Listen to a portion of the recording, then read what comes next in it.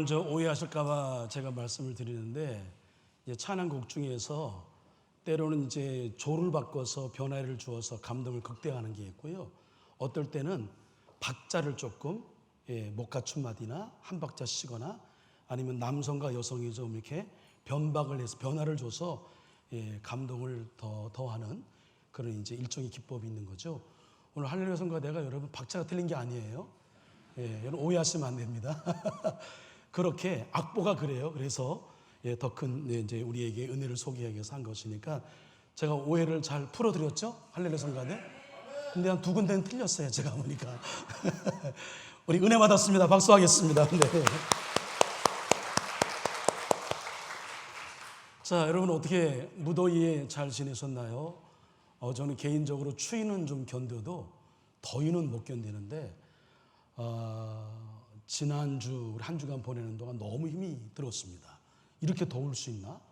벌써 이 우리나라가 이제 아열대를 넘어서 저 아프리카 지역 열대 기후 속에 사나 하는 그런 생각이 들 만큼 너무나 힘들고 어려웠는데 여러분 잘 견디시고 이렇게 교회에서 더 밝은 모습, 건강한 모습으로 뵙게 되니까 더없이 기쁘고 반갑고 감사하네요. 우리 그런 마음 담아서 우리 옆에 있는 한소희 식구들 이미 여러분과 인사를 나눴지만 한 번 더 인사를 나누는데 옆에 있는 교우에게 이렇게 인사를 나눌까요? 잘 이기셨습니다. 이 또한 지나갑니다. 인사하겠습니다.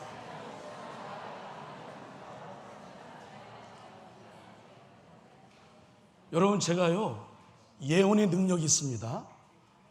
아멘. 여러분 적어도 여기 앞으로 100년 후에 여기 계실 분은 아무도 없어요. 그리고 여러분 이게 더위가 아무리 강력해도 제가 생각하기에 한 15일, 8월 15일 한 2주간만 지나가면 더위 지나갑니다.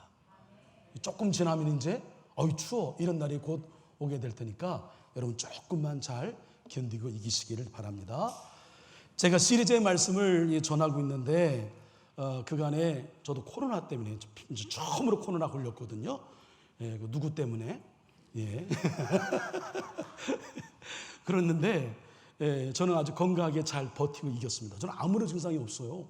잘 이겨냈고요. 그래서 선교제도 잘 다녀왔는데 그러는 바람에 몇 주 동안 시리즈의 말씀을 이어가지 못했습니다. 여러분 좀 상기하시는데 우리는 지금 철로 역정책을 근거로 해서 시리즈의 말씀을 전하고 있는데 요 바로 어간에는 우리 교회 공동체의 중요성에 대해서 말씀을 나누고 있어요. 오늘은 교회 영적 무기고 어떤 뜻이냐면 우리가 신앙생활하는 것은 영적 씨름, 영적 싸움인데 우리 혼자 이거 당해낼 수가 없어요. 그래서 교회 안에서 힘을 얻어야 됩니다. 교회의 공동체 안에서 무기를 장착해야 돼요. 그래야 이길 수 있는 거예요. 오늘 말씀 주제는 이겁니다. 설교 끝. 아멘 소리가 작아서 더 할게요.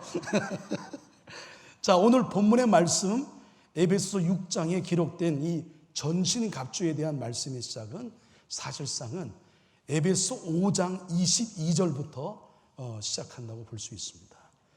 그렇다면 에베소 5장 22절부터 시작되는 이 교훈의 주제 이건 뭘까요? 한마디로 가정이 주제입니다. 가정.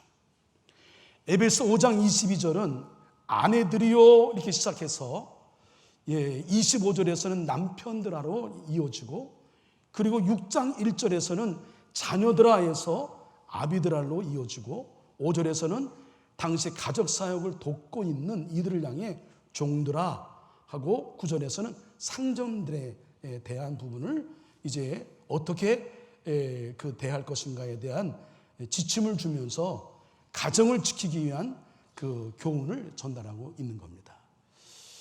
여러분 오늘날 가정이 이렇게 급격히 무너져 내리는 것 우리가 두렵게 봅니다. 요즘 우리 인구 절벽을 시대를 살아가고 있는데 교회도 위기고 국가도 위기입니다. 그래서 상당히 큰 염려가 아닐 수 없는데 근데 우리의 가정을 이루는 환경 자체가 녹록지가 않아요. 뭐 다른 여러 가지 이유가 들 수 있습니다만 최근에 급격히 가정이 무너져가는 것을 보게 됩니다. 그 중에 하나가 여러분 잘 아시는 것처럼 그 아기를 낳고 아기를 유기하는 일들이, 아기를 서슴없이 막 그냥 감당하기 어려우니까 죽이고 버리고 하는 일들이, 우리 주변에 끔찍한 일들이 이게 얼마나 많이 자행되고 있는가 생각해 보면서 우리의 가정이 무너져가는 현실 앞에 큰 충격을 우리는 받게 됩니다. 우리가 살고 있는 이 시대를 가리켜서 포스트 모던 시대 이렇게 얘기합니다.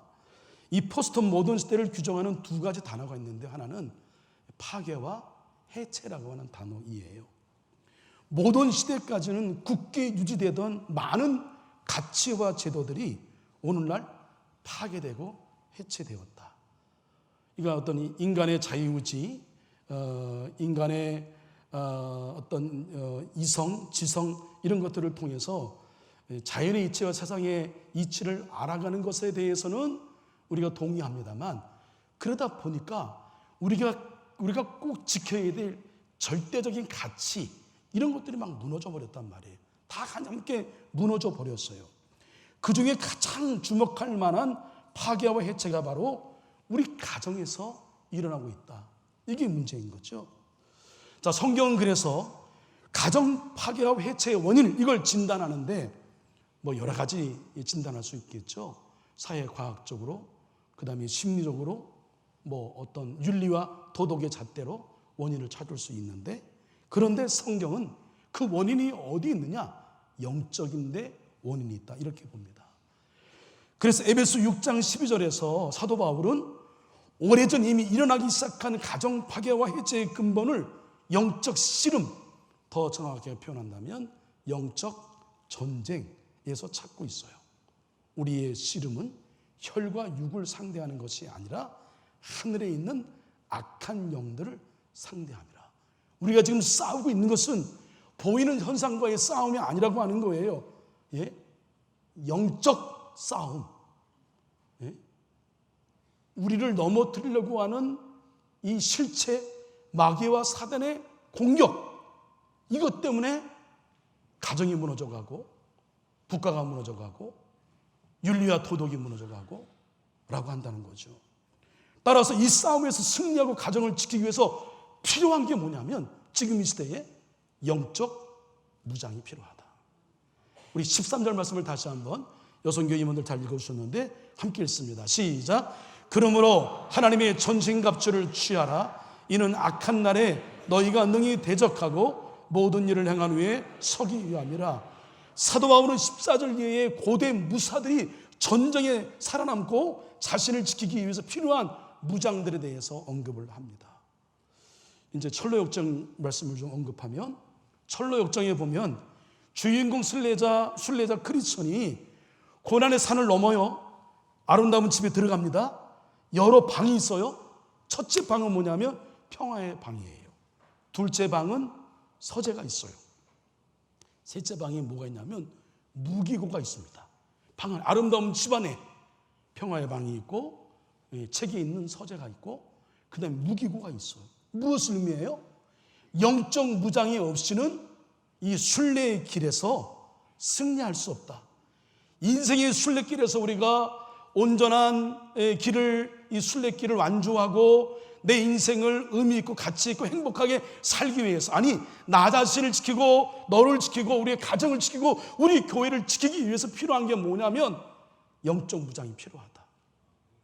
순례자 크리스천은 아름다운 집에서 머리부터 발끝까지 무장한 후에 다시 이제 순례길을 걸어가게 됩니다. 저는 이 철로역정을 읽고 또 설교를 준비하면서 존 버녀는 정말 대단히 신실한 사람이다. 전 사도 바울 우리 많은 성서 인물 가운데에 대단한 종으로 보고 있는데, 그와 버금가는 정말 성경의 말씀을 깊이 이해하고 인간의 실존을 누구보다 잘 파악하고 통찰하고 있는 사람이 존 버넌이다. 저는 생각이 들어요. 어떻게 이렇게 세밀한 내용을, 신앙의 내용들을 기술할 수 있을까? 놀라지 않을 수가 없어요. 그렇다면 이 존 버넌이 인생 순례길에 영적 무장이 필요한 이유가 무엇인지를 세 가지를 정리했는데, 이후에 순서가 있기 때문에 제가 길게는 말씀을 못 드리고 좀 추가해서 말씀을 드리겠습니다. 첫 번째로 마귀의 관계를 능히 대적하기 위해서 그렇다. 마귀의 관계를 능히 대적하기 위하여 하나님의 전신갑주를 입으라 말합니다. 영적 싸움에서 승리하고 가정을 지키기 위해서 가정의 파괴와 해체를 노리는 마귀의 존재를 우리는 인정해야 돼요. 왜 그러지? 우리가 뭐 잘못했나? 이건 뭐 도덕이 문제야, 윤리가 문제야? 우리가 뭐 좀 더 깊이 있는 어떤 그 철학적 사고를 안 해서 그래? 인문학을 더 공부해야 돼? 이런 게 아니란 말이에요. 예? 이 배후에 우리의 기초를 흔들고 나를 흔들고 가정을 파괴하고 교회를 흔드는 이 실체에 마귀의 존재가 있다는 것을 우리는 인정해야 된다. 그동안에 우리는 17세기, 18세기 계몽주의를 통해서 이런 영적 존재가 있다는 사실에 대하여 이 포스트 모던 시대 마찬가지죠. 그걸 다 헤쳐놨어요. 계몽주의가 주는 유익이 있어요. 인간의 어떤 이성을 깨우치고 인간의 가치를 고양하고 그 인간의 능력을 극대화하고 있습니다. 그러나 그것 때문에 정말 중요한 가치 하나님 없어. 마귀 존재 이게 뭐 있어? 현실적인 것만 강조한단 말이에요. 초자연적인 세상과 초자연적인 존재를 부인하게 됩니다. 그전까지 사람들은 비록 눈에 보이지 않지만 초자연적 세상이 존재하고 그것에 초자연적인 존재들인 신과 천사 및 악마가 존재한다고 믿어왔는데 계몽주의가 이것을 다 약간 허상이야, 없는 얘기야, 이렇게 다 말살해 버렸단 말이에요. 그리고 19세기를 넘어서서 인류는 소위 그들이 발전시킨 이성과 과학으로 한 것이 뭐냐면 제1차, 2차 전쟁을 일으켰어요. 지구를 재앙의 땅덩어리로 만들어 버렸죠. 그 후에 전쟁을 경험한 후에 이거 아니구나. 인간이 똑똑해? 인간이 어떤 고상한 가치를 갖고 있어? 이거 아닌 거야. 서로 죽이는 이 전쟁의 이 참호를 바라보면서 전쟁의 이런 현실을 바라보면서 깨닫게 된 거예요.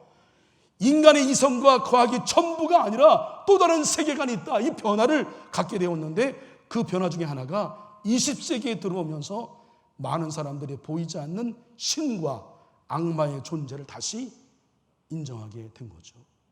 이건 사람이 하는 일이 아니었구나. 이거 뒤에 뭔가 있는 거야. 인간의 능력과 인간의 힘으로 이거는 해석이 안 되고 해결할 수가 없는 일이야. 신이 존재하는 게 맞아. 사탄이 존재하는 게 맞아. 이렇게 보았던 거죠.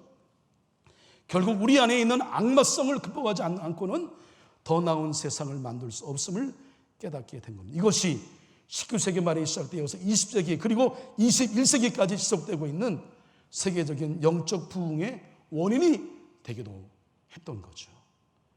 자, 여러분, 에베소 6장 11절 말씀 보게 되면 마귀라는 단어, 본래 이게 히라보인데요. 이 히라보로 이 단어를 어떻게 쓰냐면 디아볼로스라고 씁니다. 디아볼로스. 우리 젊은이들은 디아볼로 어디서 많이 들었던 단어이죠. 디아볼로스는 합성어예요. 디아, between, 어떤 사이, 볼로스, throw, 던지다. 이 두 단어의 합성어인데 의미는 뭐냐면 관계 사이를 파고 들어가 파괴시킨다. 그래서 디아볼로스를 참소자라고 이렇게 해석하기도 합니다. 사람 사이를 이렇게 막 판단하고 평가하고 정죄하고 해서 갈라놓는 거죠. 여러분, 길게 말씀 못 드리는데 사단의 영, 마귀의 영은 갈라놓는 영이에요. 우리를 분리시킵니다. 사람 마음을 하나 되게 하지 않아요. 이상해요. 예? 은혜가 크게 임하는 어떤 부흥 집회나 이런 집회를 보게 되면 사전에 사단이 역사합니다. 그럼 별것도 아닌데 막 싸워요. 별것도 아닌데 삐지고 별것도 아닌데 막 마음이 속상하고 섭섭하고 이럽니다. 그 사단의 역사. 그 사이를 어떻게 교묘하죠? 사이를 비집고 들어와서 사람의 마음을 갈라놓습니다. 그러나 여러분, 성령은 우리를 하나 되게 하십니다. 다 같이 아멘. 성령의 공동체는 그 빈틈을 갈라놓아서 하나 되게 하신 영이 성령이에요. 우리 교회는 성령이 역사하는 교회인 줄로 믿습니다. 네? 서로 다른 의견이 있다 하더라도 이성이 하나로 모아져요. 마음이 하나가 되어요. 성령 역사한 거예요. 그럼 여러분, 우리가 잘 분별해야 돼요. 어떤 사건이 발생했을 때에 그냥 우리는 인간관계나 세상의 이치나 세상의 경험으로만 이걸 해석하려고 하면 그렇게 해요. 에이, 누가 문제지? 아유, 어떤 단체가 문제고 원인은 이거고 얘기합니다. 그러나 또 다른 원인이 있어요. 또 하나의 원인이 뭘까요? 사단 마귀의 장난이에요. 사단 마귀의 장난을 자꾸만 우리는 인간관계로 이거를 풀려니까 엉키는 거예요. 이거 사단이 좋아하는 거예요. 해결이 안 돼요. 여기서 우리의 여러분 분별력이 필요한데, 여기서 우리가 보여야 할 최체, 우리의 적, 이 갈등의 구조를 만들어내고 관계를 깨고 공동체를 파괴하고 가정의 화목을 깨는 실체가 뭐냐면 사단이에요. 사단. 얘하고 싸워야지 우리끼리 싸우면 지는 거예요. 할렐루야. 이거 매우 중요한 얘기입니다. 교회 안에서 이루어진, 아니면 우리의 어떤 일반 가정사 안에도요, 이 영적 전쟁 속에 우리는 살아가요. 사단이 장난칠 때가 많아요. 이 사람 나하고 아무 관계 없어. 이해관계도 없고 나쁠 리가 없어. 근데 사단이 들어와서 사람 마음에 소근소근 수닥수닥, 예? 그 쑥떡은 먹으면 안 될 것 같아요. 우리 교인들은. 예? 왜 그래요? 수덕수덕 하니까. 예. 웃으라고 말씀드렸는데 그러면 안 될 것 같아. 예? 그 사이로 사단은요, 우리 인간의 약점도 알지만 교회 공동체에 조금만 클렉이 간 부분을 너무나 잘 알아. 비집고 들어와요. 갈라놔요. 이럴 때는 기도해야 됩니다. 그래서 봐야 돼요. 야, 이거 사단의 장난이구나. 이 사람 관계를 더 회복하고 얘를 처단해야 되는 거예요. 할렐루야. 이걸 못하고 계속 이 관계만 보니까 오해가 오해를 낳고 오해가 오해를 낳는 거죠. 여러분, 우리가 영적 싸움에서 마귀를 대적하기 위해서 이걸 분별하고 바라보기 위하여 필요한 게 뭐냐면, 우리는 도덕적인 심적인 무장 아니에요. 영적 무장이 필요합니다. 영적 무장을 어디서 해요? 여러분 개인적으로 할 수도 물론 있어요. 그러나 우리 교회는 영적 무기고가 있는 공동체인 걸 믿으시길 바랍니다. 여기서 무기를 받아가셔야 돼. 마귀가 좀 세면 대포를 받아가셔. 조금 괜찮으면 총을 받아가시고, 예? 만만하면 칼을 받아가시고. 그래서 마귀를 싸워서 우리가 여기서 영적 무기를 우리가 가지고 나가서 싸워야 여러분 이기는 거란 말이에요. 두 번째로, 주의 힘만으로는 마귀를 대적할 수 주의 힘으로만 마귀를 대적할 수 있기 때문에 그래요. 이게 뭐예요? 끝으로 너희가 주 안에서와 그 힘의 능력으로 강건해야죠. 이게 뭐예요? 제가 말씀을 좀 추격하는데, 마귀의 관계를 우리가 이길 수 없습니다. 마귀는요, 대단히 똑똑합니다. 여러분 똑똑하시다고요? 마귀 앞엔 여러분 조족지혈입니다. 아무것도 아니에요. 그래서 어느 신학자가 이야기를, 마귀에게는 여러 박사학위를 수여할 만하다. 박사학위 전문가 이상입니다. 잘 들어보세요. 마귀는 인간의 심리를 간파하고 우리의 마음속에 교묘하게 역사합니다. 그는 철학 박사입니다. 마귀는 인간의 제도 안에 들어와 제도를 부패시키고 무력화시킵니다. 그는 정치학 박사입니다. 마귀는 인간의 권력력을 이용하여 군사 무장을 촉발시키고 세상을 전쟁판으로 몰아갑니다. 그는 군사 전략가입니다. 마귀는 인간의 돈에 대한 욕구를 이용해서 무한 경쟁을 유도하여 욕망의 포로가 되게 합니다. 그는 경제학 박사입니다. 이 마귀를 어떻게 우리가 이겨내요? 이 강교한 자를. 예? 여기서 통치자들, 권세들, 어둠의 세상 주관자들, 하늘에 있는 악의, 우리 성경 묵상할 때 속에 마귀의 다 수하들이에요. 얘네들은 얼마나 조직적이고 얼마나 체계적인지, 여러분 이단이 얼마나 체계적인지 아시잖아요. 대단합니다. 마귀의 속성도 마찬가지예요. 그러니까 여러분 착각하지 마세요. 우리의 힘으로 이길 수 없어요. 그리고 영적 무장이 필요합니다. 주 안에 거해야 되는 거예요. 주님과 연결되어 있어야 되는 거예요. 교회와 연결되어 있어야 되는 거예요. 고상하게 꼭 교회만 나가요 신앙생활, 여러분 아닙니다. 그러면 못 지켜요. 사단이 가만 안 둬요. 나를 지키기 위해서는 교회 공동체 안에 들어와야 돼요. 여기서 영적인 무기를 우리가 장착하고 서로 우리 동료들의 힘을 얻어야 이겨낼 수 있습니다. 유진 피터슨 목사님이 쉬운 성경 메시지 성경을 썼는데 거기서 12절 말씀을 이렇게 소개하고 있습니다. 자막 준비해줘요. 이 싸움은 지구전 곧 마귀와 그 수하들을 상대로 끝까지 그렇지. 이 싸움은 지구전 곧 마귀와 그 수하들을 상대로 끝까지 사느냐 죽느냐의 싸움입니다. 단단히 준비하십시오. 여러분은 지금 혼자 힘으로 다루기에는 벅찬 상대를 맞이하고 있습니다. 이런 벅찬 상대를 마주하고 있는 거예요. 마귀한테 싸워서 이길 수는 없어요. 그러니까 여러분 우리는 결론적으로 뭐예요? 주 안에서와 그 힘의 능력으로 강건하게 치고 여러분 주님 안에 거하시길 바랍니다. 교회 안에 거하시길 바랍니다. 선교회 안에 믿음의 친구들과 함께 믿음 생활을 이어가시길 바랍니다. 공동체 안에 있어야 되는 거예요. 그래야 나를 지키고 너를 지키고 우리 교회를 지킬 수 있어요. 여러분 고상한 신앙 그렇게 여러분 생각하면 안 됩니까?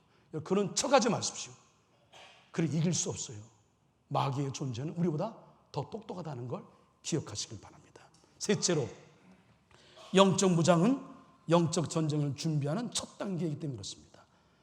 준비하지 않고 어떻게 전쟁을 치러요? 예? 무기가 없이 어떻게 군사들이 여러분 저 전쟁에서 나갈 수가 있냔 말이에요.